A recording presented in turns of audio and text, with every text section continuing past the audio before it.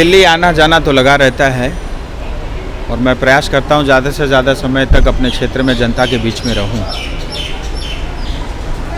दो तीन बातें हैं जो आपके माध्यम से मैं जनता के समक्ष रखना चाहता हूँ, विशेष करके विकास से जुड़े हुए मुद्दे। मुझे ये बताते हुए बड़ी प्रसन्नता हो रही है जो सिलीगुड़ी की जनता जिस ट्रैफिक जाम की वजह से हमेशा जो है जूझती है, बालासन रिवर से लेकर के जो सेवक आर्मी कैंट तक जो ट्रैफिक में घंटों फंसे रहना पड़ता है, चाहे वो विद्यार्थी हो, चाहे बिजनेसमैन हो, चाहे पेशेंट हो, चाहे आम आदमी हो, क्योंकि वो सिलीगुड़ी का हार्ट है और सिलीगुड़ी की पूरी जनता उस सड़क को उपयोग में लेती है और घंटों आते जाते वहाँ पे सड़क में ट्रैफिक में फंसे रहना पड़ता है। और मैं आपके माध्यम से मुझे ये बताते हुए बड़ी खुशी हो रही है, जो सड़क है सेवक नदी से लेकर के बालासन नदी से लेकर के सेवक कैंटोनमेंट तक जो दार्जिलिंग मोड़ का इलाका है, जिसको 4 लेन एलिवेटेड रोड बनाने का जो अप्रूवल हमको मिला था, अब उसमें टेंडर प्रक्रिया ऑलरेडी शुरू हो चुकी है और 17 नवंबर को करीब करीब ये तिथि तय है। नितिन गडकरी जी स्वयं सिलीगुड़ी आएंगे और उसका उद्घाटन करेंगे और उसका काम वहाँ से 17 नवंबर से शुरू हो जाएगी। मुझे लगता है 980 करोड़ रुपए, करीब 1000 करोड़ रुपए के बजट से बनने वाला ये सड़क, इसके माध्यम से पूरी सिलीगुड़ी की जनता, नॉर्थ बंगाल की जनता, सिक्किम से लेकर के दार्जिलिंग कालिम्पोंग हिल्स की जनता के लिए बहुत लाभकारी ये योजना होगी। हम लोग बागडोगरा एयरपोर्ट में अभी यहाँ पे मौजूद है। 1800 करोड़ का, जो पहले 1300-1400 करोड़ का बजट था, वो बढ़ के 1800 करोड़ का बजट सेंक्शन हो चुका है और डिज़ाइन के लिए टेंडर भी ऑलरेडी अलॉट हो चुका है। उनके पास 6 महीने का समय है इसकी पूरी आर्किटेक्ट और डिज़ाइन DPR सबमिट करने का।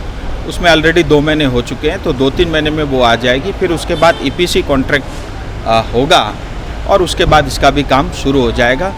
मैं ऐसा मानता हूँ कि अगले 4-5 महीने बाद मेरा यह प्रयास है कि इसका भी शिलान्यास हो करके बागडोगरा एयरपोर्ट का काम शुरू हो। 717 ये सड़क बनी रही है। जहाँ तक सिक्किम और डूवर्स की और कालिम्पोंग जाने की जो लाइफलाइन जिसको हम कहते हैं NH10, तो उसके लिए 1100 करोड़ की स्वीकृति हुई है और 4 अलग अलग स्पॉट के टेंडर भी ऑलरेडी अलॉटमेंट हो चुका है और उसका भी काम बहुत तेज़ी से जल्दी शुरू होगा।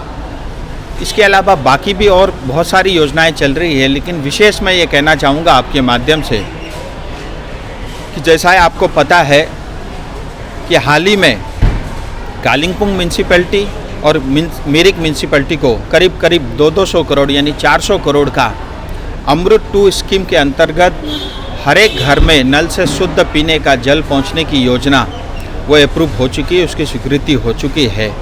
और इसके कारण जो है मिरिक की जनता और कालिम्पोंग को जनता, जो खास करके म्यूनसिपैलिटी एरिया में रहती है, उनके लिए बहुत काम आएगा, क्योंकि आज पूरा हमारा शहर जो है पानी की अभाव के कारण जो है त्रस्त रहती है।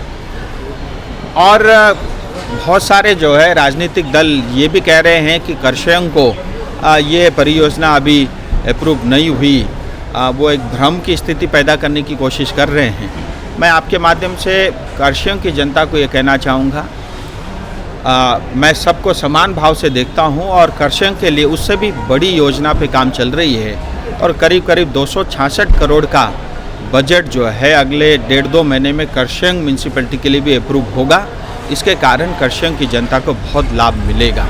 सिलीगुड़ी कॉरपोरेशन के लिए करीब 500 करोड़ की योजना पे काम चल रहा है, उसकी अभी फाइनल स्वीकृति केंद्र सरकार से मिलनी है और उसके बाद टोटल कॉरपोरेशन एरिया में 500 करोड़ से पीने की जो पानी की सुविधा है वो घर घर पहुँचेगी। इसके अलावा अन्य बहुत सारी योजनाओं पे काम चल रही है। मेरा बस एक ही कहना है कि चाहे सिलीगुड़ी हो, चाहे कालिम्पोंग हो, मिरिक हो, कर्शयंग हो, इन सब योजनाओं में भ्रष्टाचार नहीं होना चाहिए। अगर कोई नेता भ्रष्टाचार करता है, मैं आपके माध्यम से स्पष्ट रूप से कह देना चाहता हूँ, इन सब परियोजनाओं की निगरानी मैं स्वयं करूंगा। अगर कहीं भी 1 रुपये का भ्रष्टाचार होगा तो उसको झेल जाना पड़ेगा, ये अभी से वो ठान ले। दार्जिलिंग म्यूनसिपैलिटी में बहुत भ्रष्टाचार हुआ है। आज पहाड़ के चारों म्यूनसिपैलिटी के अंदर में इतनी धांधली है, मैं कभी उसकी आपके सामने जो है सारे तथ्य रखे जो है वो मैं आपको बताऊंगा भी। लेकिन मैं चाहता हूँ इस पीने की पानी की योजना में किसी तरह की राजनीति नहीं होनी चाहिए, किसी तरह का भ्रष्टाचार नहीं होना चाहिए।